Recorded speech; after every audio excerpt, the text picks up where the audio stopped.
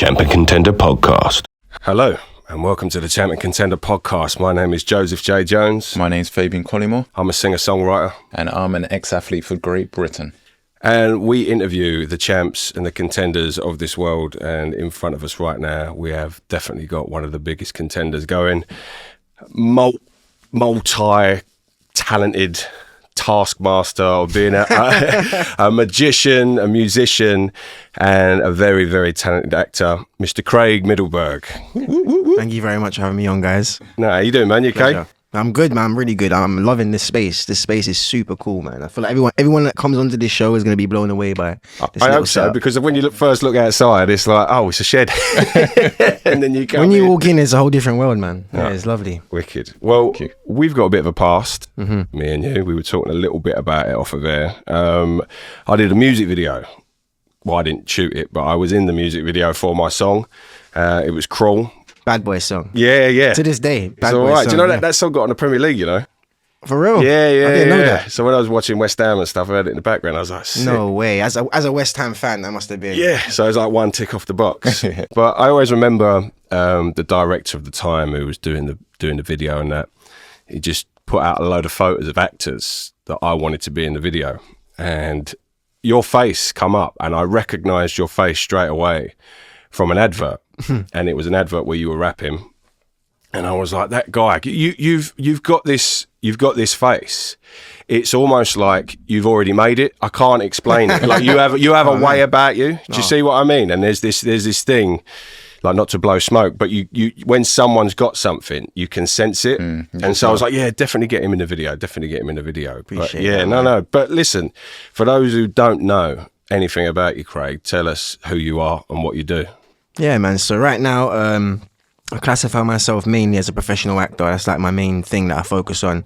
But lately I have been writing myself, and I think maybe writing is a bigger path for me that I can follow later on. I've made 2 short films at the moment, but eventually I've got this feature idea that I would like to expand upon, but that takes some money. So we'll do that in the future. But at the moment, yeah, professional actor.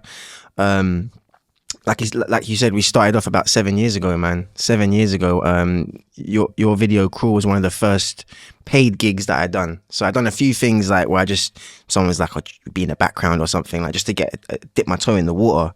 Then I started doing some music videos, and yours was one of the ones that I applied for. Applied through a casting website. I think it was called Star Now. I think it was Star Now back then that I applied through. So whoever was doing your video obviously put up a casting advert there. And yeah, man, it was a great experience for me, especially to get, I can't remember how much it was, but it was a decent amount of money for just a day, do you know what I mean? For me, it was like, I can do this, you know? And it just gave, even though it was quite a small role, it was just literally, there was no dialogue, it's just me kind of being me in a kind of environment. It was like a good experience for me, and it kind of helped motivate me to get into more videos, and then therefore into short films, and then following on into more adverts and feature films, and even EastEnders, you know, which my mum loved, because my mum's a super big EastEnders fan. So yeah. So off the back of that, then, like, you know, when you saying you want to do writing as more of a thing, like how far do you want to take the acting side of things then? Oh, I want to take the acting as far as it can go. It's just like recently I've been writing a lot, and I've just found like a new love of that, like a passion of that. And even just being behind the camera, I never really appreciated it. And now more times, like if I know someone that's shooting and I'm not involved, I'll be like, can I come and just have a look, give you some input? They're like, yeah, come. And I'm there behind the camera, just kind of just checking things out and watching how they run their shoot. Just because now I've got a small team myself, a group of friends that we're working together, producing content. And so I just want to like compare ourselves and how we work with other people, you know, and see what we can improve upon as we go on to do bigger stuff. Okay. So what made you dive into the area of writing yourself? So I've always been like a creative writer. Even like when it starts with music, I used to write creatively, you know. Okay.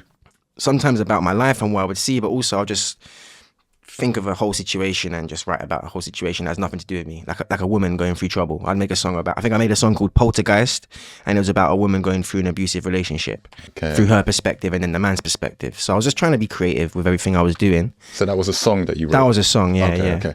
But then even from like really young, I was really into like creative writing at school. Like I was never really good at school, but I was always excelling at English and literature just because I read a lot.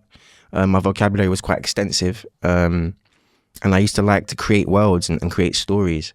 And it took me a long time, really, like growing up through life, to realize that in my heart, deep down what I am is a storyteller. Yeah, yeah. And throughout whatever medium that is, like, because it started out with magic, actually, like magician was the first type of performance I ever did.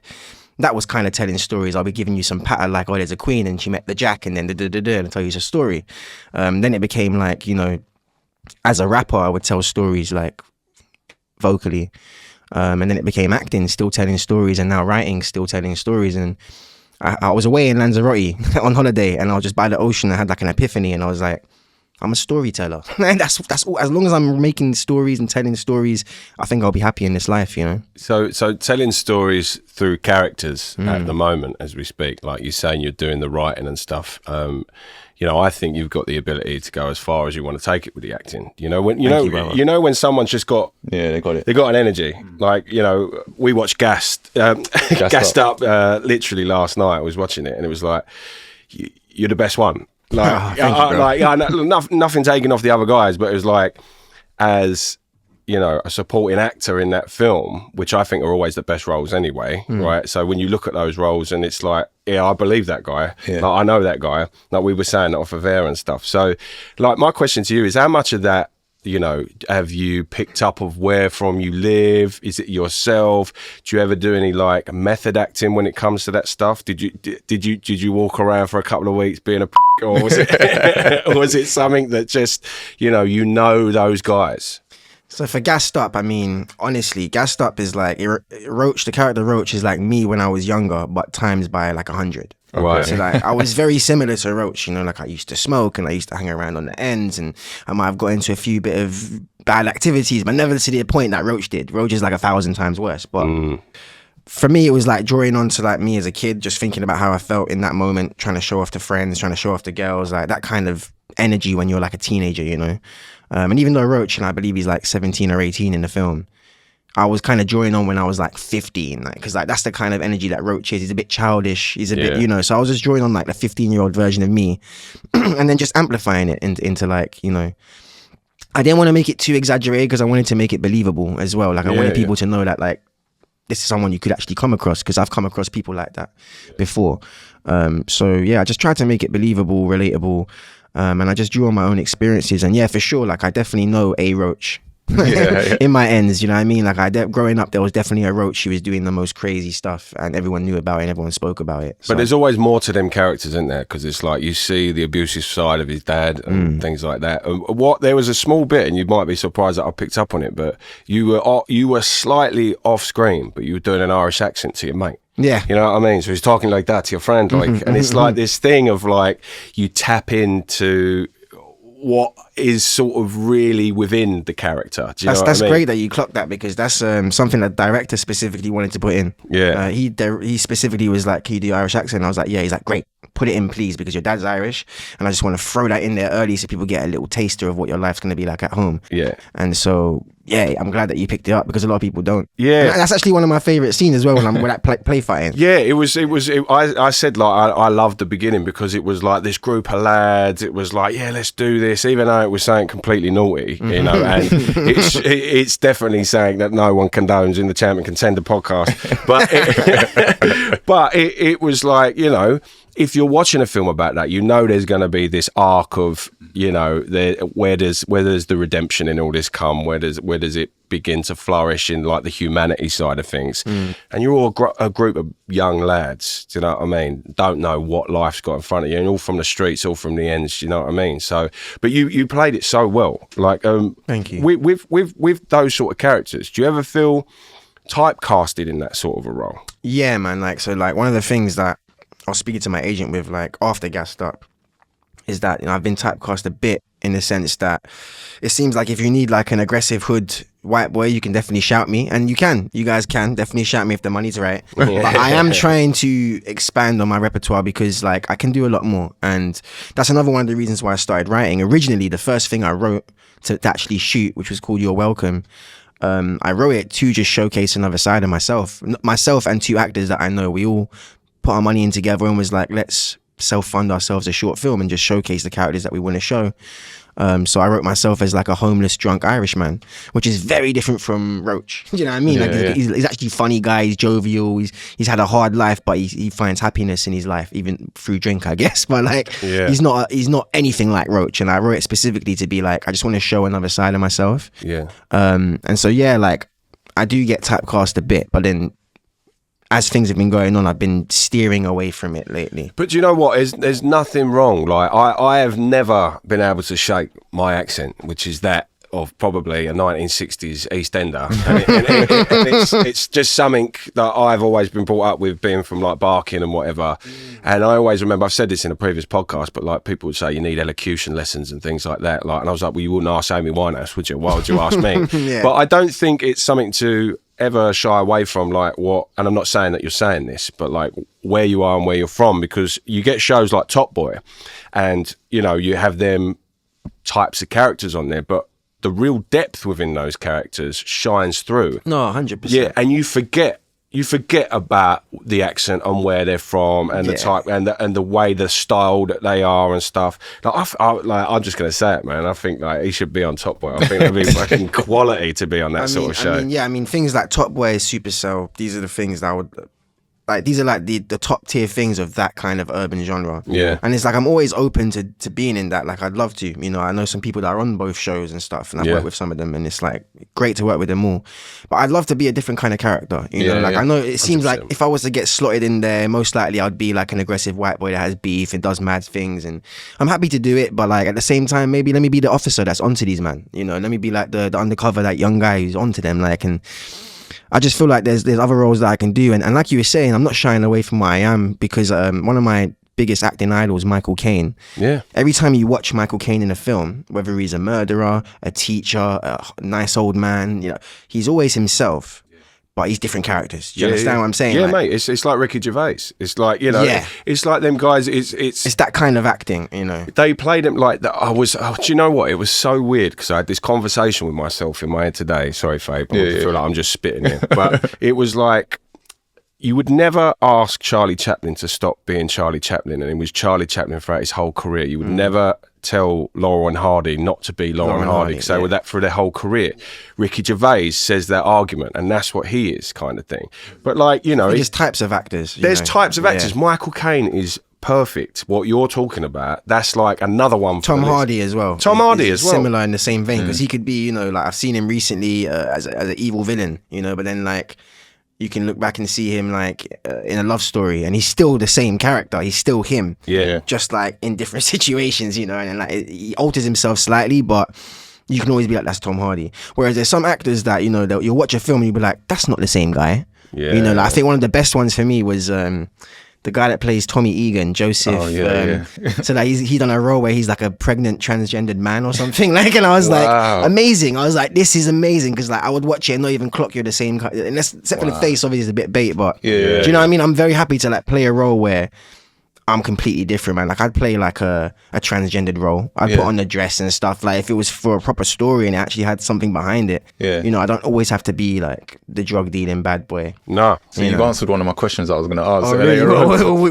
Would you play those roles? Yeah. Well, there's nothing that's off limits for you then? I mean, for me, it's like, as long as it's tasteful, do you know what I mean? As long as it's tasteful, like there's obviously there's things like when it comes to like intimacy and scenes and stuff, like there's whole intimacy coordinators out there, and it can be shot in certain ways. But most times, man, I think I'm pretty much game for anything as long as it's professional and it's artistic and it's for a reason, you know. But definitely like dark and violent things, bro, I'm so open to it, bro. Like I love that kind of stuff, man. So yeah, like if you need my character to do some mad stuff, I'm the guy. If you want some mad stuff to happen to your character, I'm the guy. Because I'll smile and do it. You know? Well, you talk about dark and violent, man. I mean, you got to get beating the out of Batman as a. Well, yeah, Batman beat me up. Yeah, Batman beat you up, man. Like that's pretty good. I am a full on Batman freak out guy. I collected the comics as a kid, and like you exist in the universe, bro. Now, man. I do. There's a little figurine of me, and then there's like some fans made like a few alternative posters of it, and it has like featuring my character as well. And I was like, damn, people really like the little Gotham boys. You know what I mean? Mate, it became like a little thing. Like, have you seen the Penguin? Have you been watching it?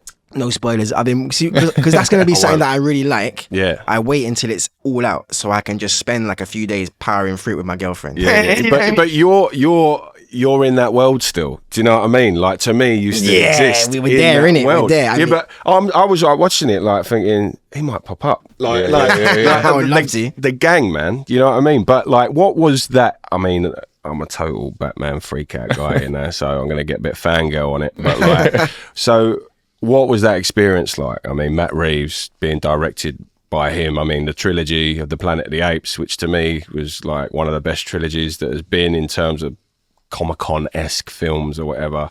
But now he gets the Batman. Like, I mean, what was it like working on that set?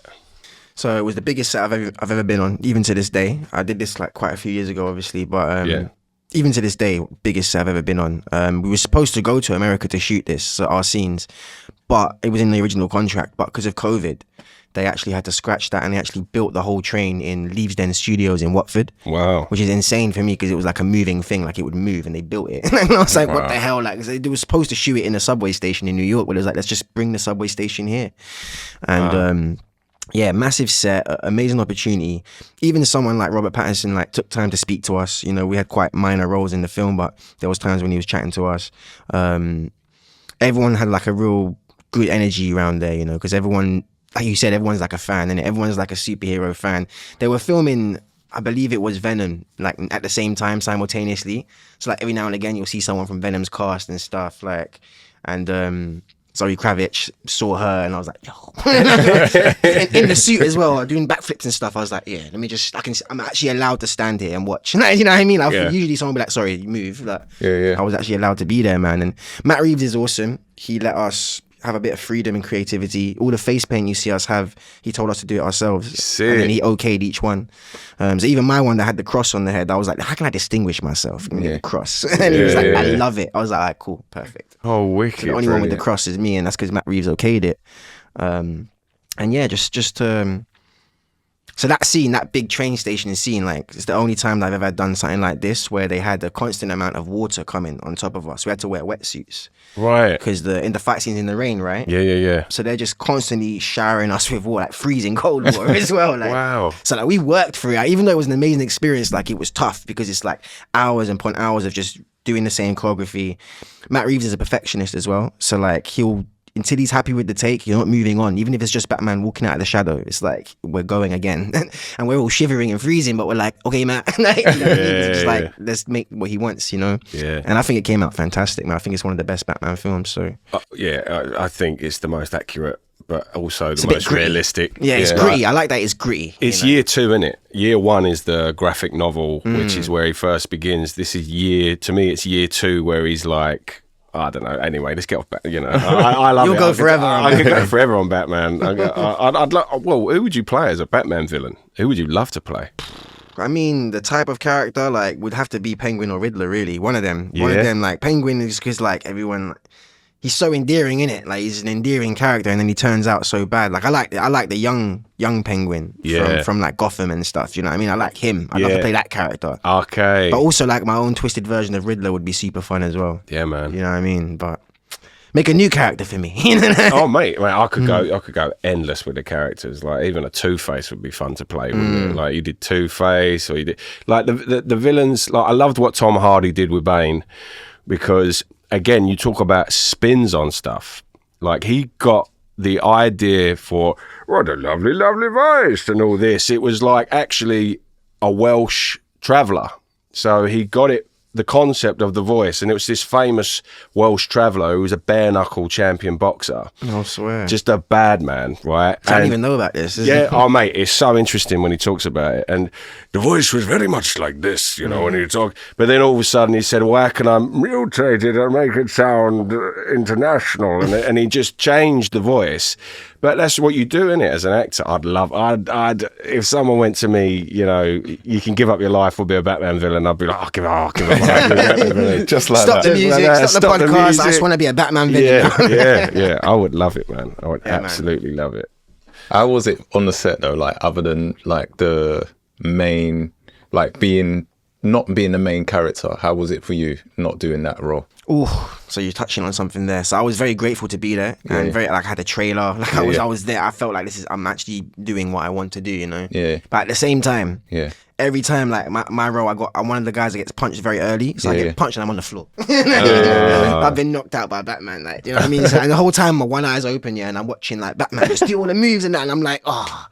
Obviously, like I would love to have a bigger role, and you feel that when you're on set. You know, you're even just someone who's got a slightly bigger role. You'd be like, oh, I kind of wished I had some more lines. And, But at the same time, you know, we're all on our own path and journey, and just being there, I was able to network with some great actors, some great casting associates and assistants and runners, and just people that I still talk to today just from meeting on that set, you know. So it was a great time on the set, man. We had a lot of fun. Plus I had to do choreography training for quite a bit. Okay. So it was like not just the filming. I had like a few weeks, I think 3 weeks of just going to Leavesden and doing choreography with some of the best choreographers in the country, you know, or some of them were from America even. And I believe this is correct, that one of our choreographers that was training us was the original Red Power Ranger, which I thought was pretty damn amazing. I was like, bro, like, you're the original one. Like, he's like, yes. he's you know, he's a bit old, but he's still got all the moves, you know what I mean? But he's past his prime now, but now he's doing choreography, and I was like, that is amazing. See, there's always a role no matter what. Yeah, there's always something to get involved in, man. If you don't want to stop, you don't have to stop. You know, you can always fit in somewhere, man. It's like what you're saying about writing. Like, no matter what, when you finish your acting career, you can still write, and you'll still be in the industry regardless. Yeah. And I think with youth, I think I want to go into youth as well, like helping. I've done it previously where I've done like drama sessions with kids and stuff, but I think like as my career gets bigger and bigger, I'd love to like do something that could help people. Yeah. Like get more into the industry, because like drama schools do it basically, but like I feel like it's still hard, even with the drama school. Like, there's no guarantee. You can pay all the money, and then you still might not even get a short film role. You know? It's who you know, isn't it, as opposed to what you know, I guess. Who you know, and I just feel like I'd love to create a space where, like, if you're good, something will happen for you. If you come here, do you know, you have to be good. Like, I'm not going to sugarcoat it. People like, you have to be good. If you're good, come here, we'll hook you up. You know. Did you go to drama school? I didn't. You didn't? I didn't. No. Okay. So I was poor, man. I couldn't afford no drama school. Okay. The prices were a bit mad, but at one point, someone did offer me like a scholarship for a term and stuff, and. You know, shout out to London Voice and Motion, because like he did offer me a scholarship for a term, which no one else did, you know, because he saw something in me. Yeah. But yeah, drama school just didn't seem to be for me. I didn't really flourish in school environment at all, like even in the normal school environment. So I thought drama school might not be for me either. And I feel like it's a bit like, it's a very social thing, and I'm quite an antisocial person, you know, like even though like, I can be very social, I'm quite a loner. So it's like, I feel like in drama school is people that flourish there are people that are bubbly and people that want to hang out afterwards with everyone, and you really network and make good connections there that you can go on and make. Where I'm like an introverted extrovert, you know? And then it's like I can bring it out when it's necessary. Otherwise, I like to kind of be chill, reserved. I don't really want to start conversations. This is where I kind of fell when it comes to like networking parties, you know.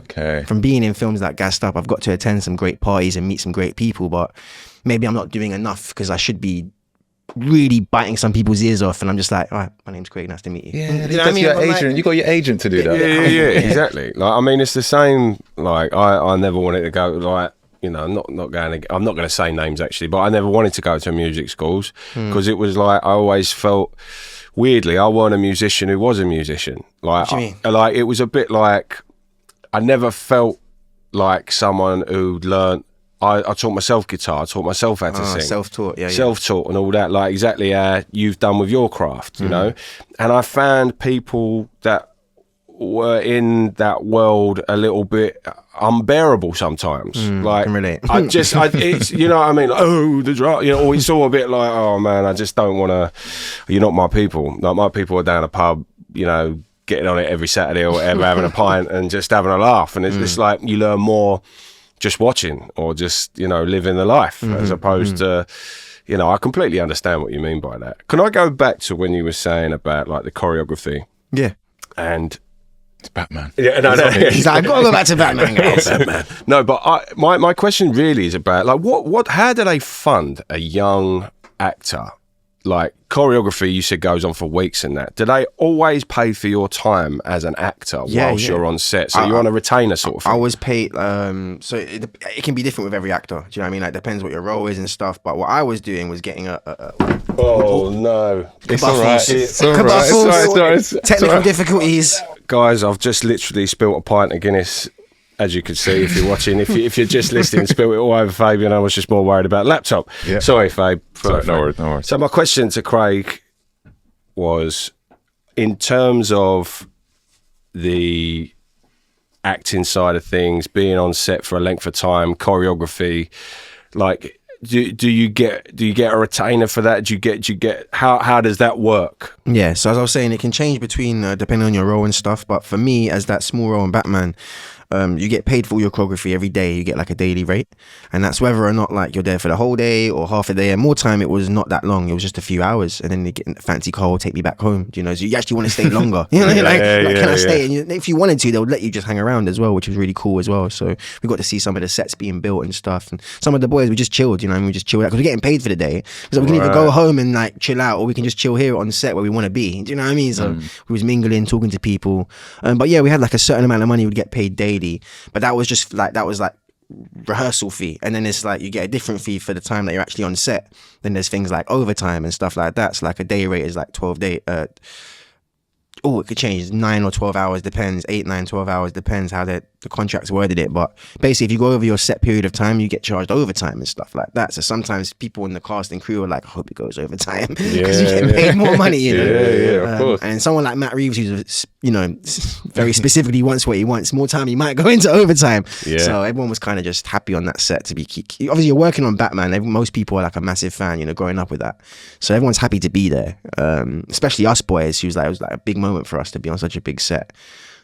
So yeah, everyone was just really enjoying it, and yeah, financially, man, it was one of the best paid gigs, and I only had a small role. Can you imagine? Like, I had a small role, like one line, like, and I got paid quite a bit, you know. So it's like it's an amazing opportunity, and I feel like I believe it was Matt specifically said he wanted like some young actors that are upcoming from England, because he could have got some American dudes that he knew or whatever. Do you know what I mean? But he wanted some English new guys, and I love that. Brits are the best. Yeah, well, in everything, I think. I just love the fact that he gave a platform for us to keep, you know, have a moment. Yeah. And some guys did really well, like Jay, who's in the group with us. He's the guy with half his face painted. If you remember, he went on to be actually Robin in Titans. Yeah. Well, this was so.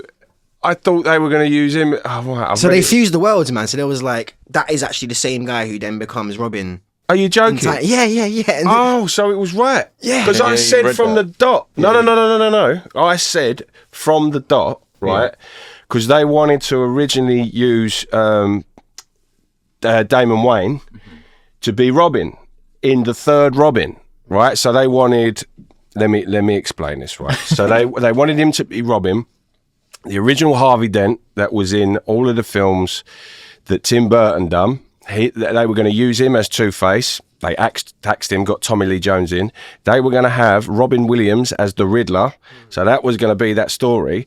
But they was always crying out for a Black Robin, right? So what they've done now is they've actually, I was like, straight away, I was like, he's going to be Robin. Because he did not want to be any part of the action, right? So he stepped back, and the Two-Face was like the two worlds, and it was homage. It was signified. But I'll tell you what, when he was filming that, bro, he didn't have the role. Oh, wow. This is something that he was, I think at that time he was auditioning for the role. And I don't know how far that process he was, but it wasn't to the point where he was like to us guys, I might be Robin. He was still quite, you know what I mean? He's going through a process. As actors, when you're in like a big thing like that, you don't really talk about it too much. Yeah. Not unless you're like, it's either me or him. Then you might say to people like, I could have this, bro. Do you know what I mean? But like more times, because like rejection is something you really have to get used to when you're an actor. Of course. Even if you're amazing, it could be something small like, the other guy's a bit taller, the other girl's the same height, it matches. Could be height, it could be skin tone, it could be anything, you know, it could be any small little thing that's out of your control. Yeah. But yeah, I don't think he actually had the role, man. I think afterwards, like when he got the role, they was like, let's tie it, because it just makes so much sense, you know. Wow. So yeah, well done to Jay, man. Like he smashed it, bro, and he's still doing great things as well. Check him out. Wicked. So landing a role in Batman, how do you get that role? So that was through my agent. Okay. My agent at the time. Yeah, literally just got an audition opportunity. It was a self-tape. and then I had to go into the actual room, which I believe was somewhere in Shoreditch, and then actually just stand. It wasn't Matt Reeves there. It was like a pretty woman who's like an assistant or something, and you know, she was recording me, had me say the lines. So I auditioned for the gang leader. So my friend Elliot got that role, but all of us auditioned for that one role, and then everyone who didn't get that role that they liked, they offered us the role to be in the gang.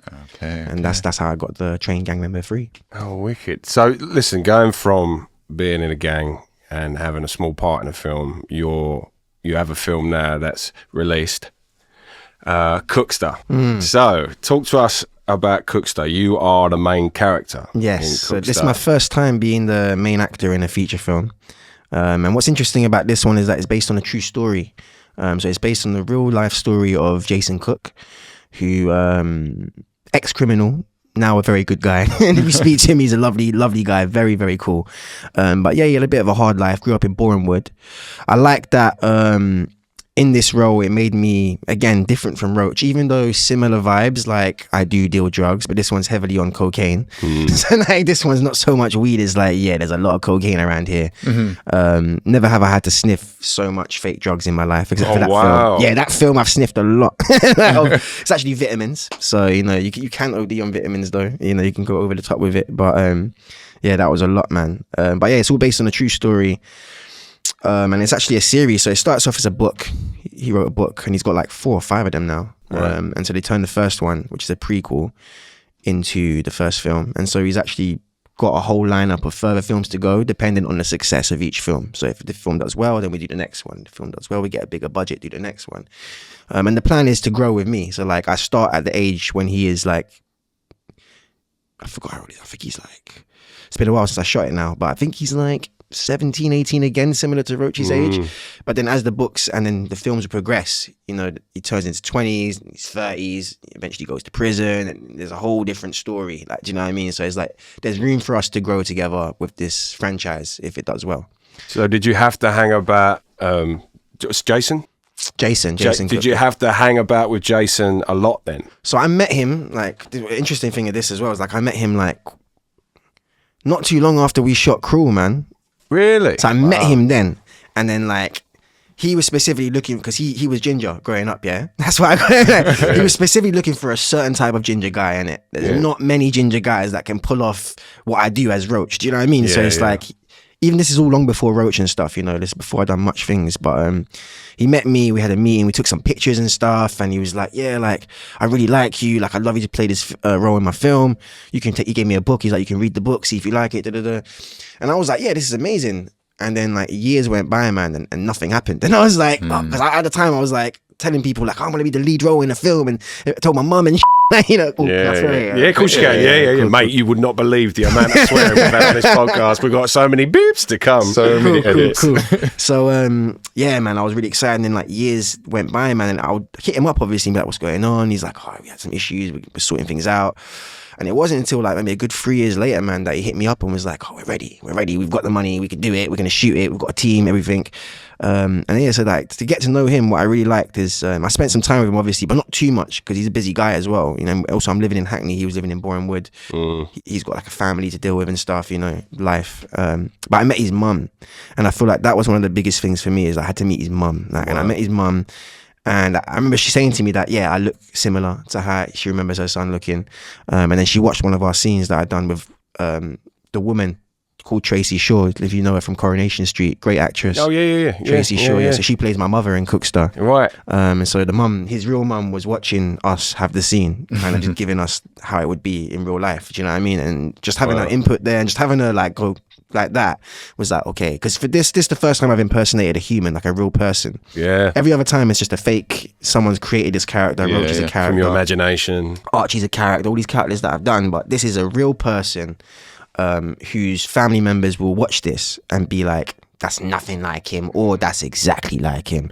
And for me, the biggest thing I wanted to do was be like, I wanted his close family and friends to be like, yeah, you've got the best, like he is you. Like, do you know what I mean? Yeah. I was trying my hardest, man. I altered my speech a bit. I altered my look a bit. This is what I really wanted, an opportunity to do this, because it's set years ago, you know, set in the olden times, and it's set when DJ Luck and MC Neat were banging out music. Wow, nice. We actually got their soundtrack in there as well. So DJ Luck knows Jason. I think they went to school together. So they got on board, gave us some music and stuff. And DJ Luck's in one of the scenes with me actually as well. Really? So it was great to meet him, and you know what I mean, just have a good energy, good vibe.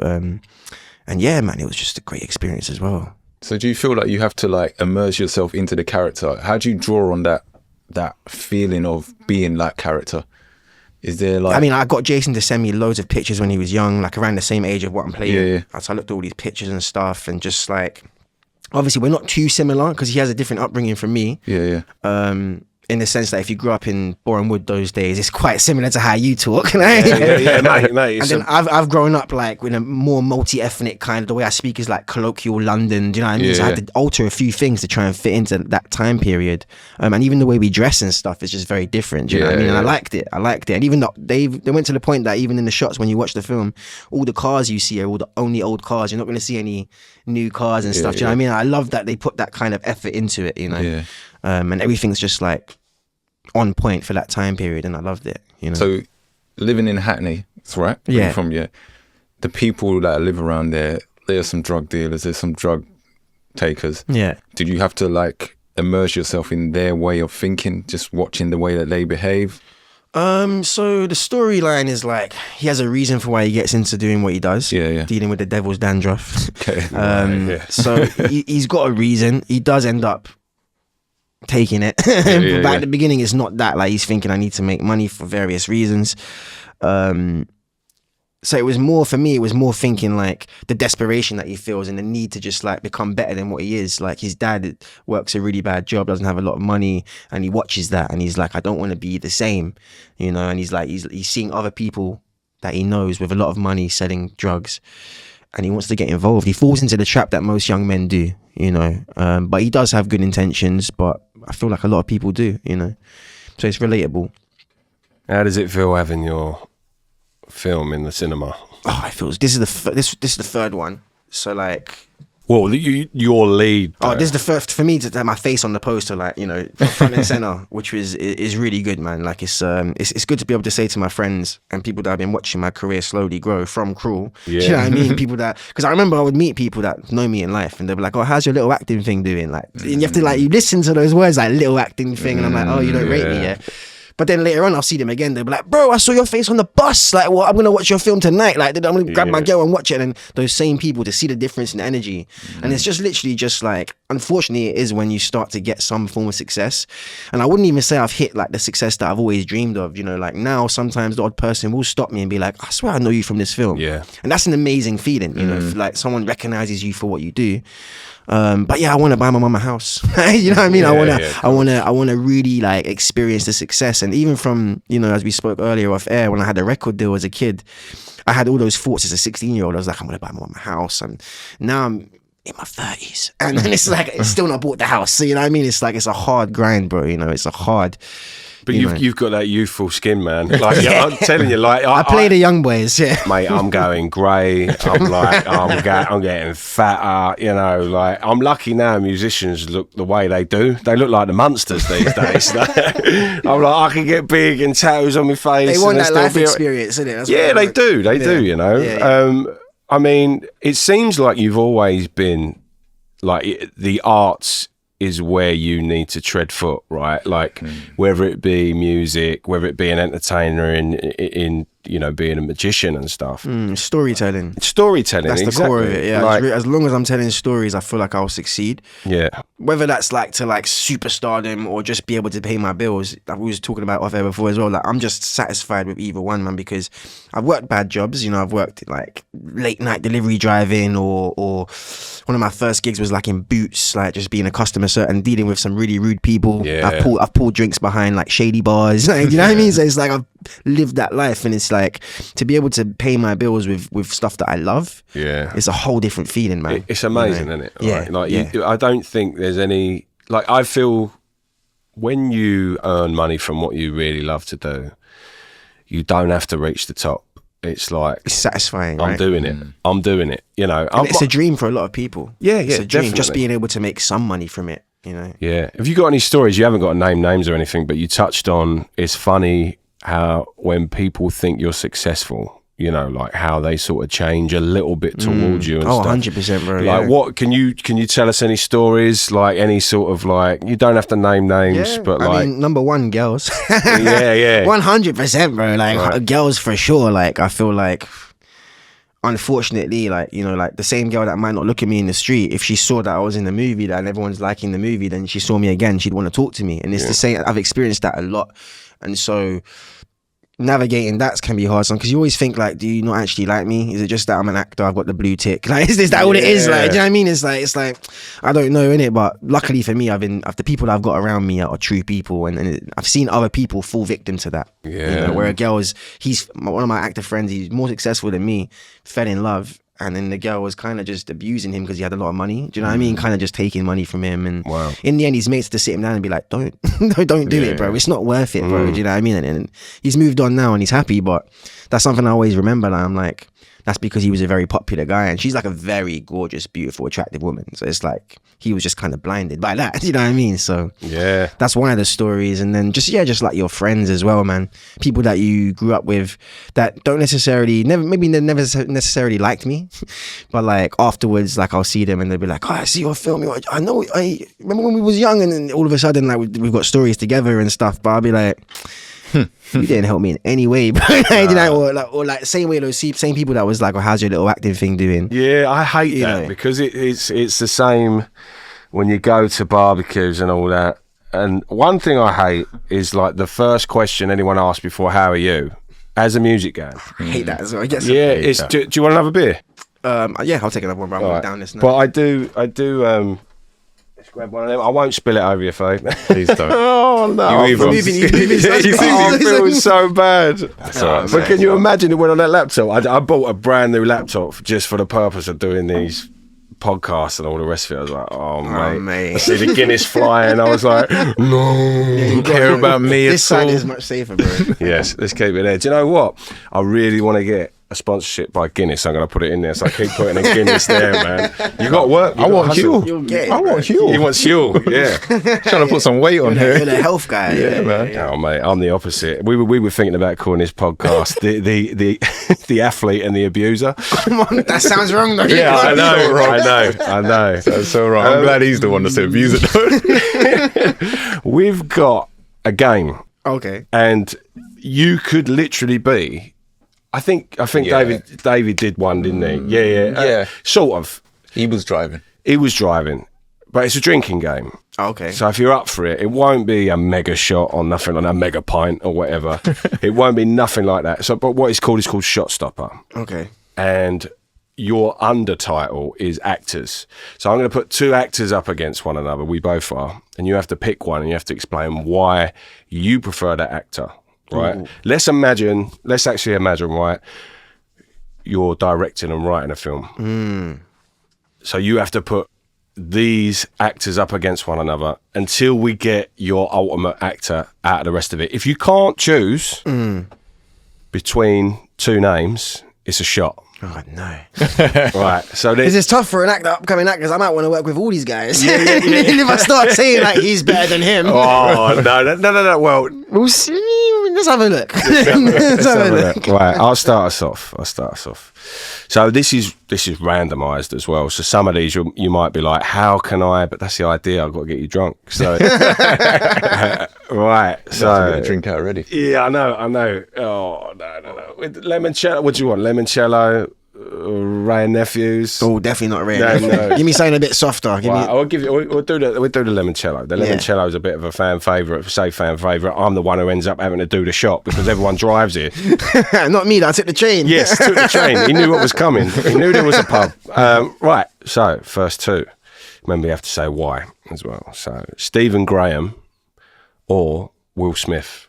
Ooh, that's a toughie, because I genuinely think Stephen Graham is an amazing, amazing actor, like one of my favourites to watch. But I have to say, before Will Smith done that slap, he was literally one of my like guys, and I would be like, so I have to say Will Smith, but only because like I grew up just like thinking this guy's sick. Do you know what I mean? Like all the films he was a part of, Fresh Prince of Bel-Air, like I grew up on it.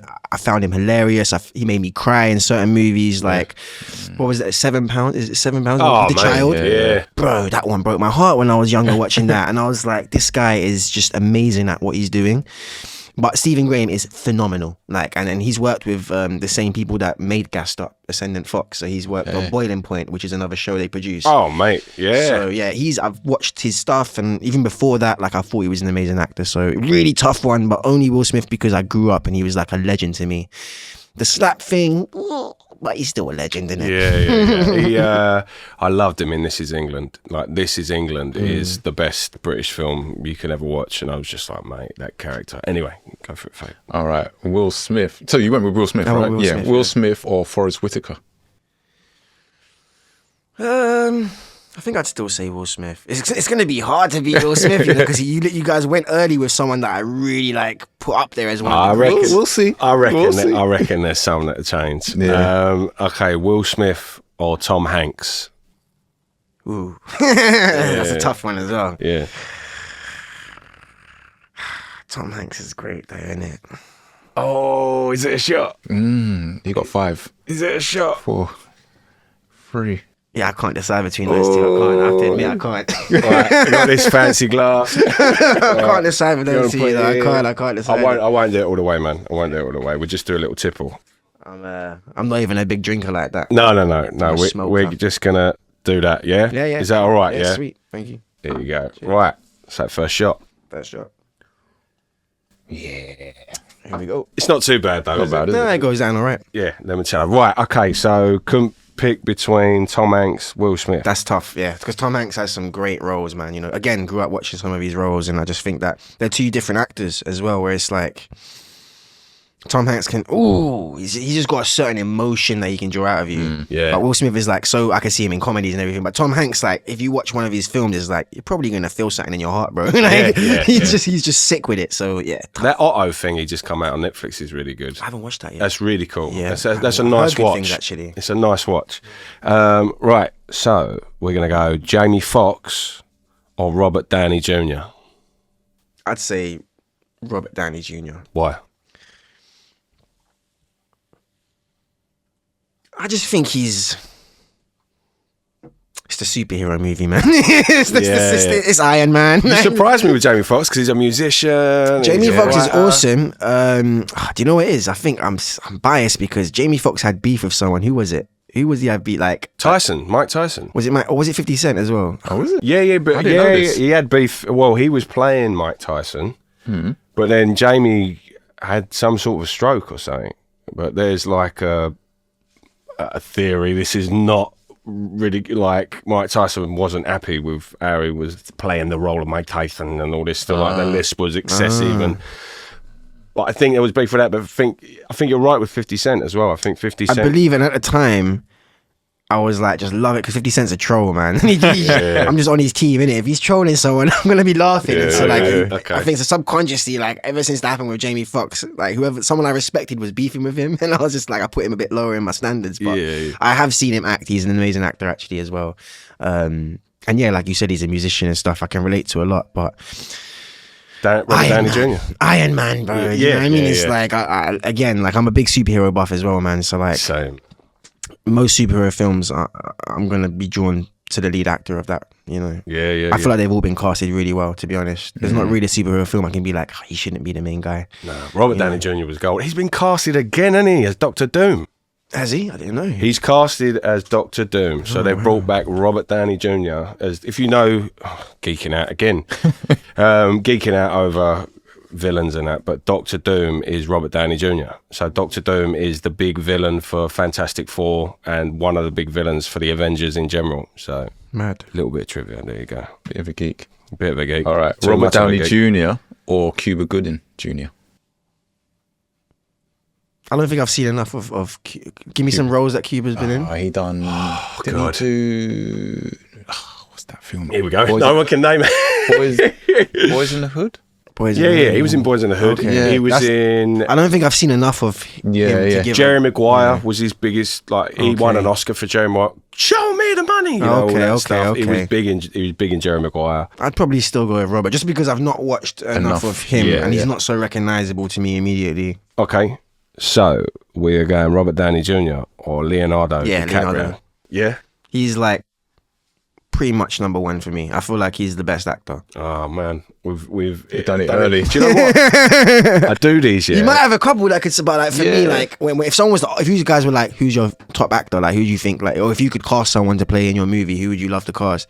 Probably Leo, because, and it's not even for the shows you would think. It's for the smaller, like the lesser known ones, like Blood Diamond and stuff. Like I Yeah. love them in that. Like I love them. There's certain, obviously Titanic as well. Like to be so young and just do an amazing performance is just phenomenal, man. I could tell from watching that as a young boy that he was an amazing actor, and then when I watch his modern stuff, I'm like, he's like Wolf of Wall Street, an amazing actor. Like, do you know what I mean? He's just kept it going continuously throughout his career, and it's definitely something that I idolize and think I would love to have a career that just continuously evolves like his has. You know? 100%. Right, who's next? We got We got Leonardo DiCaprio. Oh, there you go. or Denzel Washington. Another one of my favorites, bro. Denzel is amazing actor, sick actor, bro. Like that's a tough one. Just give me a shot. I knew it. You got me with the Denzel. You know, I can't lie, because he's so entertaining to watch, man. And he's like, I love to watch him in roles where he's like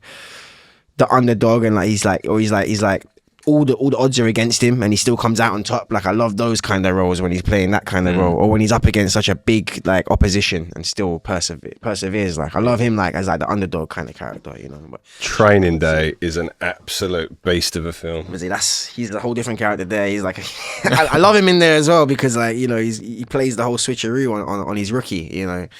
That's like an iconic film though. You're gonna make me want to watch that when I go home now. So what's your top three, Denzel?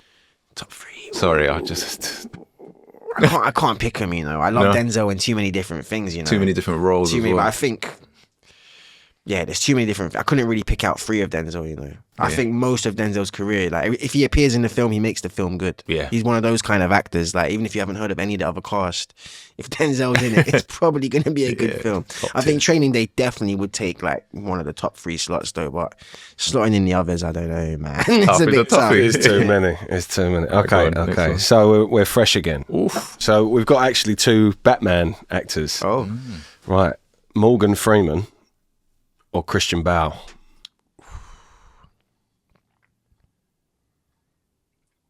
I'm gonna say Morgan Freeman, but just because, for me, Christian Bale, I only really recognize him from Batman. Do you know what I mean? I didn't really watch too much other stuff that he's done. No. Whereas, you know, I remember him being God. I remember. Bruce Almighty. Yeah, that's it. Yeah. yeah. That's how, it was in the back of my head somewhere. I was like, I remember him like in so many different kind of roles, and I feel like Morgan Freeman's got that voice that you want to like narrate your life story. Oh, you know what I mean? So yeah. I don't know. Like for me, I like Morgan Freeman a lot as well. So when compared to Christian Bale, yeah, Morgan Freeman. Morgan Freeman. Okay. Yeah. Morgan Freeman or Ryan Gosling? Tough again, but I'd still say Morgan Freeman. Yeah, Ryan fair Gosling's solid though, but I'd still say Morgan Freeman. Right, okay. You said why Morgan Freeman or Tom Hardy? Yeah, I'm gonna have to just say Tom Hardy. Tom Hardy's like, again, like him and Michael Caine are my 2 British actors that I think inspire me the most, or like their careers are kind of the type of roles they do, and then the way they progress. I kind of want to follow in the same vein. So even when talking with my own agent, I'm like, I want to follow kind of how they did. When we was talking about how there's different types of actors, I feel like I'm that type. You get one type of actor who can be a complete chameleon, and like they can change everything about themselves, and they look completely different, sound different, whole different energy. Yeah. But then you get actors like Tom Hardy, Michael Caine, myself, where you take a bit of your energy into whatever role you do. Yeah. And I just feel like they're like the biggest example for an actor like me to be successful. What's similar about Tom Hardy as well, like when you hear Tom Hardy's actual voice, he actually has this sort of twang to it, like that London cultural twang, you know, but like it's like a posher version. It's like, it's quite an odd voice. They call it like estuary English. You ever heard of that? It's called estuary English, where it's like it's not quite RP like posh, like, and it's not quite colloquial slang, like it's like in the middle, estuary, like that's what it's supposed to be called. But that's what, if you're applying for a film, they'll be like estuary English accent, and then they kind of want that Tom Hardy general talking accent, right? Yeah. Oh, okay, right, okay. All right, we got. Oh, mate, big one, big one. Tom Hardy or Robert De Niro? It's his personal preference. You ain't got to go for like, Yeah, I mean, I respect what Robert De Niro has done for film in general. Do you know what I mean? And some of the iconic films he's been involved in. But again, just personally, Tom Hardy's one of my favorite actors. Tom Hardy, Michael Caine, Will Smith, Leo. Top 4 probably is those 4, to be honest, and you touched on all of them. So. Okay. So Tom Hardy or Al Pacino? Tom Hardy again, but once again, man, Al Pacino is a legend in the game. I love the characters that he plays, but I feel like I just relate to Tom more. Yeah, I just relate to him, so it makes me just want to watch more of his things. And I get it. Yeah. It's funny. This is like a Royal Rumble of actors, and Robert De Niro and Al Pacino have been knocked out of the ring. No, that's crazy. It's crazy, right? But it's a personal preference. Yeah. It's not like preference. if you go by like what they've done for like the world in terms of films, I feel like Tom's still got more things to push later on to become like that kind of legend. But he's still a legend either way. But I feel like people like Al Pacino and Robert De Niro, like things like The Godfather, it kind of set cinema up. It made people like love film, like, do you know what I mean? So like it's an iconic moment in history that those guys were a part of. 100%. All right, Tom Hardy or Idris Elba?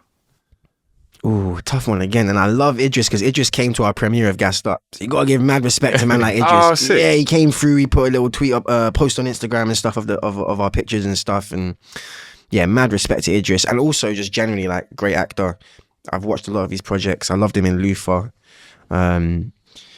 See, that reminded me of what you was talking about earlier with the policeman, but the regular Joe playing the policeman. Right? Luther, I was thinking I'm going to ask him, like, what does he think of Luther and things like that. Really good, really he was good. Like, sort of a bit of a geezer, he had to walk and all that, and it was like, yeah. I love that about it. But you're dead on with. You don't have to be the generalised detective, right? Like he brought a bit of himself into it, Exactly. And you can see it on screen. It translates really well. So, but back on topic, Idris or Tom. I'm gonna have to take another shot, bro. I can't really say. Like, Idris is such a good actor, like that I can't even like say Tom over him because. Let's get them together and let's get them both co-starring roles in the same film. It's gonna be a banger. Thank you, brother. I was a bit mean with the last one. A bit longer, but it's fine. This is all right. That's all good. Right. Okay. Right. So I'm saying one of my all-time favourites now. So you got Anthony Hopkins or Jack Nicholson. Don't just go for that because I've said it. But No, but Jack Nicholson is the School of Rock, yeah? No. Jack Black. Jack Nicholson. Oh, that's Jack Black? Yeah, Jack Nicholson is The Shining. Okay. Yeah, so that guy basically with a face like that, He's got all Or he was the Joker. He was the original Joker. and who was the other option again? Sorry, Anthony Hopkins. Anthony Hopkins, who played Hannibal. the serial killer Hannibal. Yeah. And you know what? I'm gonna have to say Anthony because that role itself, he flipped the script, bro. He showed that you can play a sadistic character and play it so calm, and play it so well spoken, eloquent, and just. I think before that, if you gave all the other people that auditioned, I imagine they were very different versions of Hannibal. Very aggressive, very like intimidating. And Anthony Hopkins was intimidating in a whole different way. He was like quiet, reserved. And I took some of that for Roach, actually. Really? Yes. If you rewatch Roach, like there's sometimes where he does explode, but there's sometimes where he just like, there's a moment where Steven's breaking up with me, our friendship. Like, he's breaking our friendship up. And there's a time like where, at that point, when I first read the scene and spoke to the director, I was like, I feel like naturally he'd be all exploding, like, what? You don't want to chill with me no more? Are you dumb, blood? But then I was like, I feel like because it's such an emotional moment, like, you should just look at man and play it quiet and be like, you really gonna do me like that, bro? Like, do you know what I mean? It's like different, and it's like I took a bit of Anthony Hopkins there because he was like the same way he was like, you don't have to give intimidation out like that. It can be very quiet and the undertone. Well, with that role, what's interesting about Hannibal? He said, well, it's funny, Jim Carrey told the story how they were sitting at dinner. It was Anthony Hopkins and Jim Carrey having dinner, like weirdly. and Anthony Hopkins was asking Jim Carrey, how did you come up with the role of Ace Ventura? And he was like, well, I actually got it from a cockatoo, like the way that it walks and all that. So all that as well, like the movement of the head. But then Anthony Hopkins was like, that's so weird, because what I did for Hannibal Lecter was I mixed a tarantula and a crocodile together. And he used the animals, like he didn't blink, and it would just be this thing of looking out, and like, because when you was explaining it there, you didn't blink, and you must have subconsciously picked that up, and it's this whole, for sure. But it's a stillness in everything. He portrays that so well as Hannibal Lecter. Yeah, you know what I mean, when you think of a tarantula, they're just like ready, but they're stealthy, aren't they? And then all of a sudden, they go bang. Did he? Yeah. Okay. Right. That's a sick analogy. Actually, I've never even thought about it in terms of animals. You know. Maybe that's some higher tier of acting thinking that I need to start tapping into, bro. Because I've never thought about comparing the way that I control a character as an animal. But like, say, like I know this sounds mad, but like dogs have amazing personalities, right? I prefer dogs to people. Right? I love dogs, man. Like, but the personalities that they've got, you know, they can flip within an instant, you know, or they can be back to being the most lovable person you've ever, like the lovable rogue. You know? Like my dog in there, Frank, he's mental, but he's the most lovable dog you'll ever meet. You know, he's great. But like, I think he's made a few appearances here as well. Oh mate, yeah, on the show, yeah. He's been knocking at the door, and he was on Dogs Behaving very badly. Yeah, because he knocks down TVs, and we had no option but to call up, because we had cause every time we saw a dog on the telly, he'd go for the TV. So really? he just he killed 2 TVs, one landed on him, and then he had a thing about buses coming past him because he thought it was the sound of the telly. So he was like that. No. So him. But he's all right now. He's hard as nails. Right. So we're going with Anthony Hopkins. Anthony Hopkins or Samuel L. Jackson? It has to be Samuel again. Sorry, you guys are confused. Like, I didn't expect I'd be flip flopping so much, but like, it has to be Samuel again, because that iconic voice, that iconic attitude, Mace Windu. Do you know what I mean? Like, the first Black Jedi. Like, I swear, like he was iconic as hell, man. And like, you know, Samuel Jackson is. I believe it's him as well. Is it him? There's something that someone always tells me is that I think it was Samuel Jackson that didn't get his big break until he was like 40 or something like that. Yeah. It could be him. I might be getting it wrong. Don't quote me. But I believe it's Samuel Jackson. I've heard it so much where it's like, to encourage actors that have been at this for a few years, is like, don't forget that like someone like Samuel only made it at this age. So you know what I mean? Just keep didn't this pushing. happen with Jim Carrey as well? This happened with, so it was definitely Samuel Jackson, because when you really think about Pulp Fiction and stuff like that, it's late. It's like 45. Even more so, Morgan Freeman. When do you remember Morgan Freeman being a young man in a film? Like, never, ever. What's funny for me is that I played a young man. Yeah. Like, I'm not actually a young man. Yeah. It can be awkward as well. Like, I get like a lot of young people approaching me thinking that we're the same age. You know? Yeah, I've had like little girls approach me like, I'm like, I could be your dad. I could literally be your dad. Like, so step back. That could be one of the issues in it that I experience as an actor, is that like when you play young roles, people think you are that age because you look that age. But at least you can fleet in between old and young, right? Because you are that age, I am, and you have that experience of that. How old are you? I'm 31. 31, right? Yeah. So I'm 33, so there's nothing between us. If you look at me and then you look at Craig, like I look a hell of a lot older. So it's like, say like in my industry, it's like you want to be youthful, which you see what I mean? Like the look of it or whatever. I couldn't give a really. I couldn't give a what I look like. I am what I am. But I think use it to your advantage, because if you've got to play a younger version of, you know, the best character you've ever landed a role upon. 31, right? So I'm 33, so there's nothing between us. If you look at me and then you look at Craig, I think it's always easier when it's like a hell of a lot older. London, so it's like, say like in my industry, it's like you want to be youthful, which you see what I mean? Like the look of it. You know what I mean? Like a proper challenge. What I look like, I am what I am. But I think use it to your advantage, because if you've got to play a younger version of, you know, the best character you've ever landed a role upon. Who's the gangster? Oh my God, Al Pacino. So he plays Al Capone, a guy from Merseyside. Yeah, you know what I mean? Yeah. That's like Bashi. He was in 24, wasn't he? Yeah, I remember that. Yeah. Bashi's interesting as well, because he done something sick that I never saw like continue. Like when I was younger, that really inspired me is I saw him do a hip hop opera. Okay. So like it was like a play that obviously it was a musical but with hip hop. So every now and again the characters break off into raps. And it was like the first of its kind. That's how I was young. I remember my school took me for like a trip. That's how I saw it. And I remember just being so inspired with that. Yeah. Being like, Bashi's sick. And this was like just after his big hype of like the Black Boys song and stuff like that. So yeah, to see that as a young kid, that was really inspirational as well, man. Just to see that he fused like the world of theatre and the hip hop world that I came from, because all the man them around me would never go to watch a play. Like, I mean, never.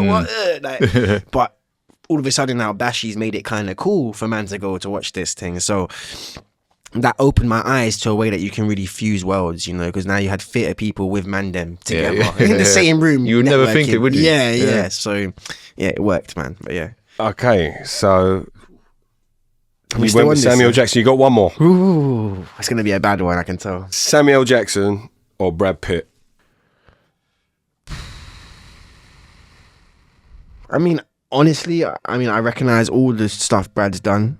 I remember watching Mr. and Mrs. Smith, thinking it was hard and being in love with the woman. I forgot who the actress is. Angelina Jolie. Of course, that's why I was bloody in love. Of course, yeah. So I remember I was quite young when I watched Mr. and Mrs. Smith, and I just remember thinking like, yeah, he's a G.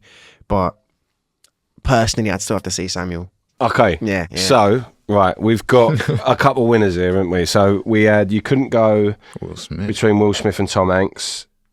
You couldn't go between Leonardo and Denzel Washington.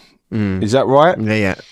And Tom Hardy and Idris Elba, and Samuel Jackson was at the end. So let's just say you get to write a film or act alongside.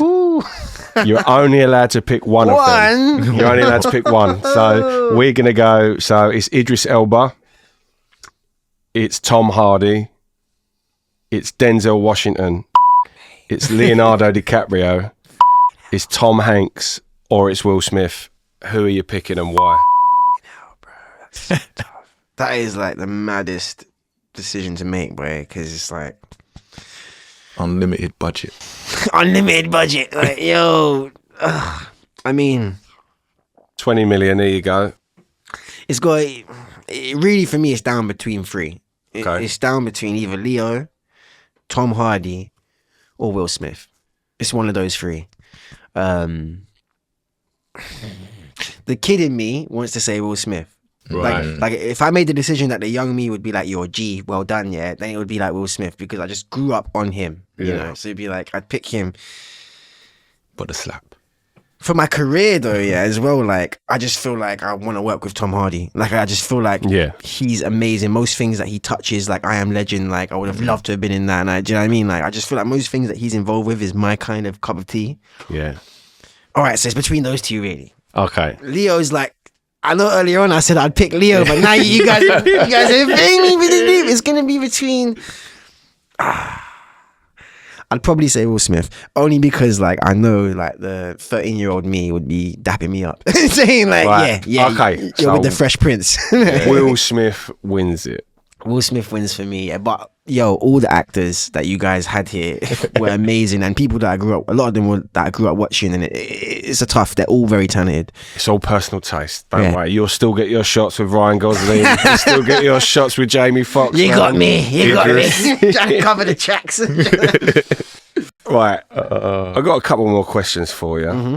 So you was obviously a musician before doing all of the acting. So can you tell us sort of what happened there? How did you were signed, right? Yeah, I got a record deal. Okay. So the way it all started, man, big love to Devlin, because Devlin's the person that put me in touch with my manager at the time. Big up Barking and Dagenham. Yeah, Barking and Dagenham, massive. So I was like in a college called DV8 Training, who focused on like music production, business, everything like musical, event management. Really cool college. I'm not too sure what they're doing now, but at the time they were just perfect for what I was looking for as a kid. And then when I was there, Tim Westwood came in and he was doing a live broadcast from the college. It was like a promotional thing he was doing. And the whole time, I'm just like, Tim, please let me rap. I'm bothering, I'm hassling him.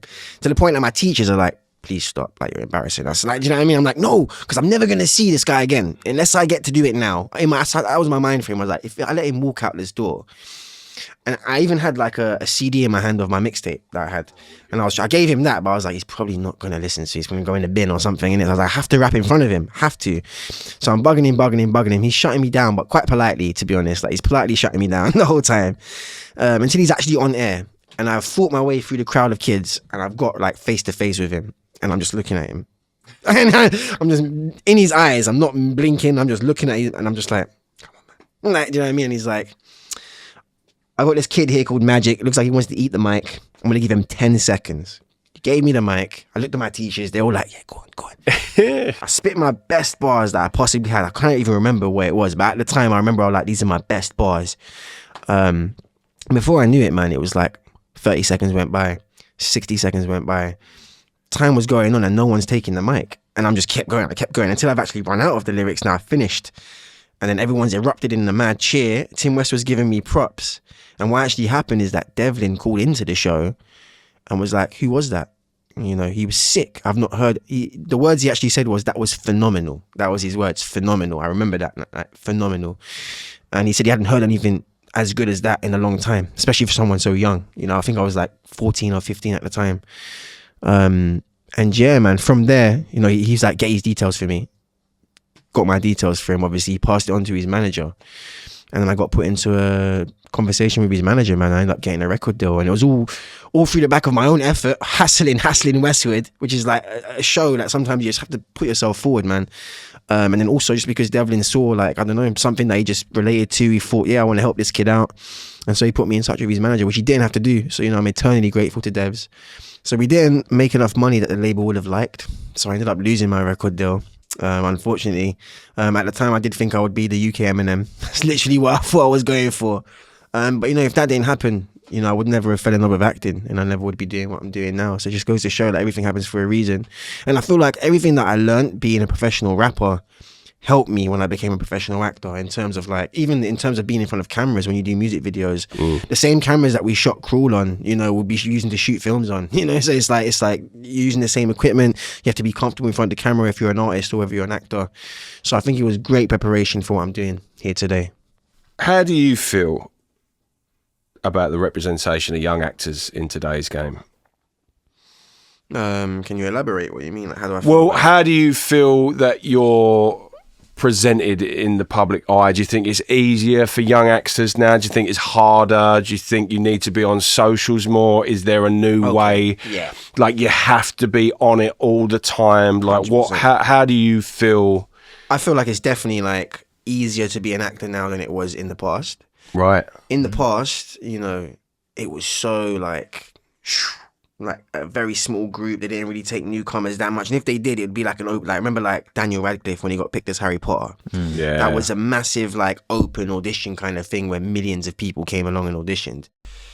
That's the only way they're gonna find a new face these days, or them days. Do you know what I mean? But now, if you are able to do your own thing on social media, if you can rack up a certain amount of views, or if you can get a certain amount of followers, it automatically opens a door. You know, whereas like people, it's a business at the end of the day, and people think, okay, you have this much people engaging with you, we can put you in the film, especially if you have some talent. Unfortunately, sometimes you get influencers that have a great following. They aren't the best actor, but they're thrown into a main role because they have this massive following. And I don't necessarily agree with that. No. You know, in Gassed Up, we had a few cameo appearances from some big influencers, but I feel like they did the acting really well. You know what I mean? So I feel like as long as you can act, it's okay. But I don't think it's good when you just throw someone in just because, oh, he has a viral moment. Let's just put him in the film as like a...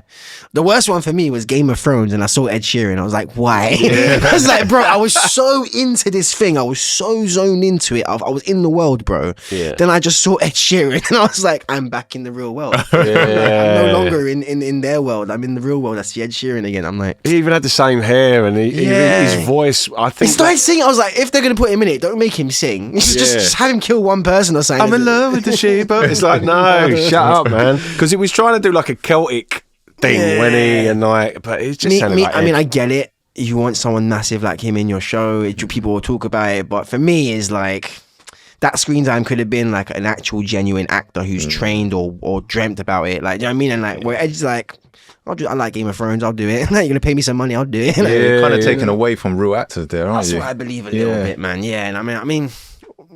big up to Ed though. I mean, I'm not saying he's a rubbish actor at all, but just like I just feel like he was playing himself there. And if he was to do that role, I would have loved, like you said, if he looked completely different, wasn't singing, maybe he did something we didn't, like killed someone. We would never expect Ed Sheeran to just slaughter someone. Like, do you know what I mean? Yeah. Then I would have been like sick, like, you know. Yeah, But played a bit of a bad man and just sort of beheaded someone. yeah, and or like- just be one of the guys, or even if he got killed in like a dramatic way, that would have been sick as well. But just the way they introduced it, he's just singing by the campfire. I was like, yeah.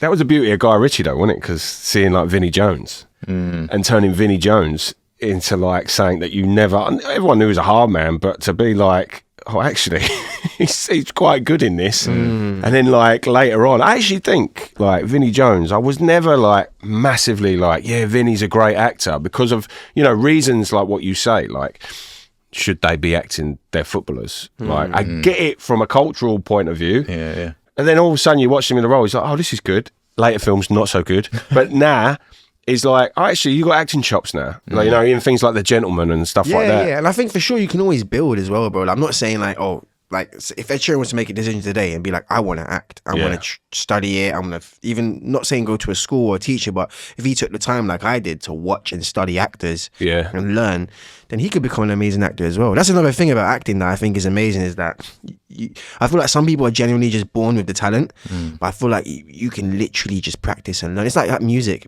Yeah. I don't think you can always be an amazing singer, but every human can train themselves to sing and hold notes. Do you know what I mean? So it's like you can always get to a certain point if you put in the effort. There's tone, isn't there? There's natural tone, I think, and what sort of comes from the soul a little bit, not to get too, you know, airy fairy or whatever, but it is like from the soul. Like, you know, you love them singers that you hear, like them old school soul singers, like, tell me you're going to teach Sam Cooke how to sing. Like, you ain't going to teach Sam Cooke how, or it's Reading. You know, you ain't going to teach that. It's going to come from within, right? But I see it in you, man. Like, I think you have a natural, you know, ability. Like, it's like a natural thing. And like you even said, like, you never did drama, you didn't go to drama school. It's life experience. Like when I talk to directors, because what I found is that a lot of directors are actively seeking people that didn't go to drama school, and it's because I believe, in my opinion, drama school breaks you down and shapes you in a professional way, but then you're the same as everyone else near you. You're all kind of built up to be the same thing. You're taught the same things and you're all acting the same way. When you tackle a script, you've all been taught to tackle it the same way. And I just feel like when you've not gone through that experience, but you've learned like on set, you create your own way to get there, you know. And I just feel like directors look for that sometimes. There's other times when they're like, I need someone who is trained and I can talk to them in a certain language they'll understand. Whereas other times they're like, if you need a certain raw quality, I feel like you get that from actors that haven't been taught. They've just been like learning themselves. And I'm definitely one of those actors. But I don't think people always ask me, they're like, do you think I should go to drama school? And I say, if you think it will benefit you, absolutely, man. Like, I think the best thing you get from drama school is the connections you make with all the other people, you know, because out of your drama class, it's almost guaranteed one of you will go on to do really well. And it's like, you've made that connection. If you become close, maybe you can be in the film, you can produce the film, you can, you know, so you never know where things can go. And I think that's one of the things I lacked, is like forming the connections. So if I could have gone drama school, that's the thing I would have focused on, because you all grow together and it's great, you know. And when you meet people on the set, you become friends, but then, you know, you go back to your own lives. Whereas when you guys are in school together for like 3 years or however long you're there, you develop a proper bond, you know, and it's like you help each other out as you come up. And I've seen that relationship between other people, and I'm like, I miss that. I didn't get that. But at the same time, you know, you can develop great relationships on set, on the job, which is what I've done as well.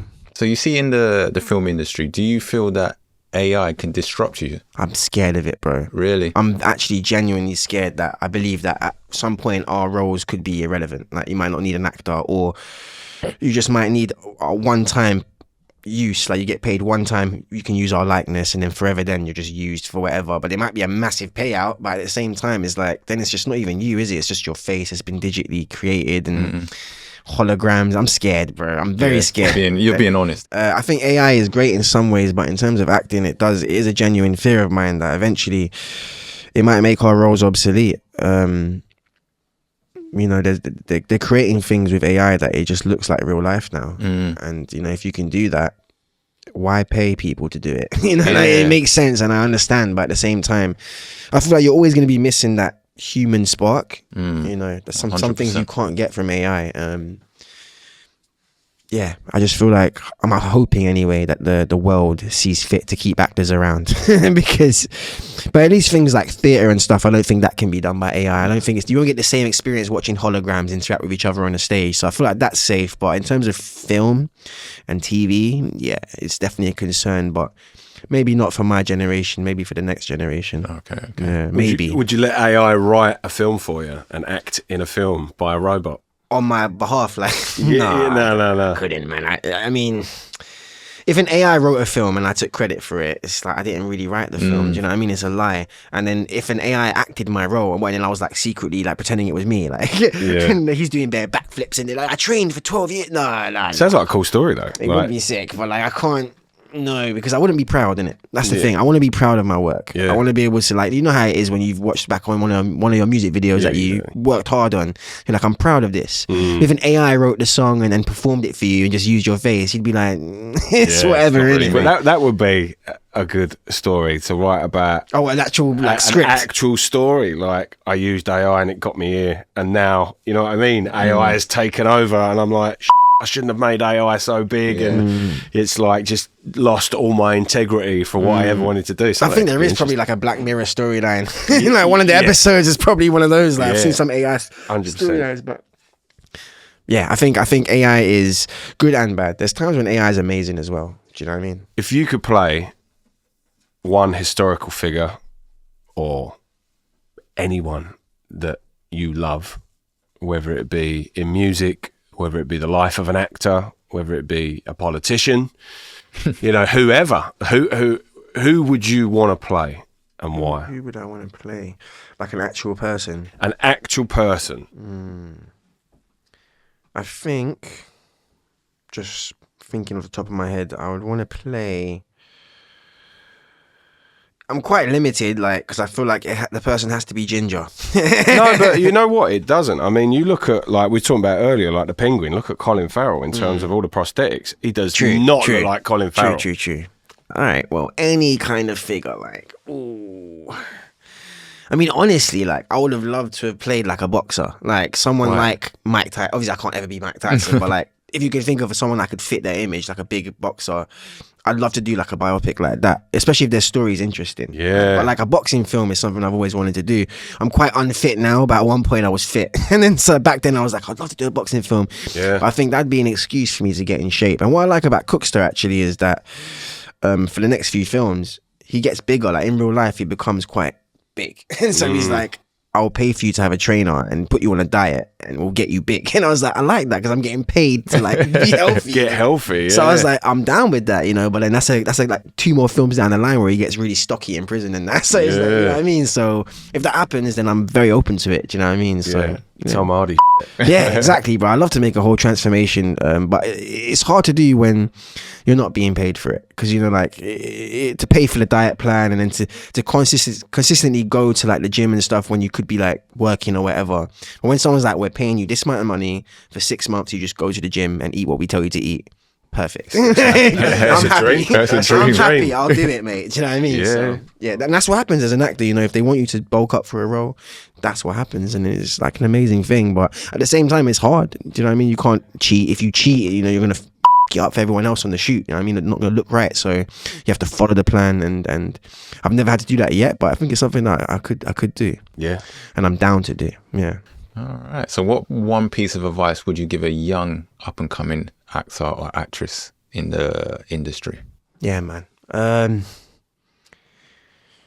Yeah, a lot of people ask me, man, like when I was coming up slowly, like just noticing that I was doing more and more things, people in my area and stuff, they're like, what the fuck, like, I've tried to act before or whatever. And then for me, it was just, I was just on it. You have to be so on it. Like at one point, even now, I don't do it as much as I did before. But like when I was really hungry to do this, like I was messaging people all the time. I was constantly filming stuff. Even if it was just my own stuff in my room, I'm filming stuff. Like I'm trying to make it to a high quality.